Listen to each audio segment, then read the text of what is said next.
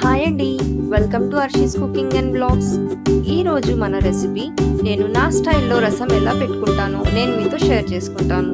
ముందుగా స్టవ్ మీద ప్యాన్ పెట్టి దీనిలో 2 టేబుల్ స్పూన్ల మినపగుళ్ళు, 2 టేబుల్ స్పూన్ల ధనియాలు, 1.5 టేబుల్ స్పూన్ జీలకర్ర, 1 టేబుల్ స్పూన్ నల్ల మిరియాలు, 4 నుంచి 5 ఎండుమిర్చి, కరివేపాకు, వెల్లుల్లి రెబ్బలు వేసుకొని స్టవ్ మీడియం ఫ్లేమ్లో పెట్టి వీటన్నిటిని దోరగా వేయించుకోవాలి.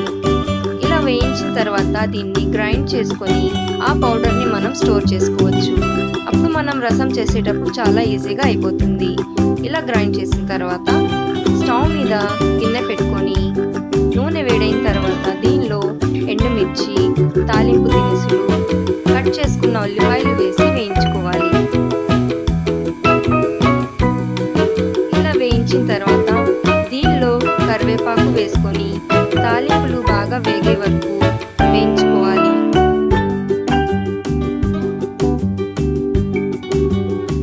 ఇలా వేగిన తర్వాత దీనిలో 1 టేబుల్ స్పూన్ అల్లం వెల్లుల్లి పేస్ట్ వేసి పచ్చి వాసన పోయేంత వరకు వేయించుకోవాలి.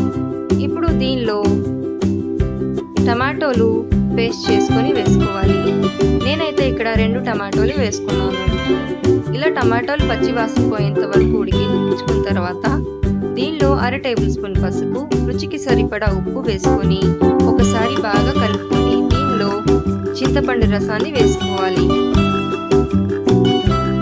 చింతపండు రసం వేసిన తర్వాత సరిపడా నీళ్లు వేసుకొని మనం రెడీ చేసి పెట్టుకున్న పౌడర్ని ఒక 2 టేబుల్ స్పూన్స్ వేసుకోవాలి. 2 టేబుల్ స్పూన్స్ పౌడర్ వేసిన తర్వాత రసం 1, 2 లేదా 2 పొంగులు వచ్చే వరకు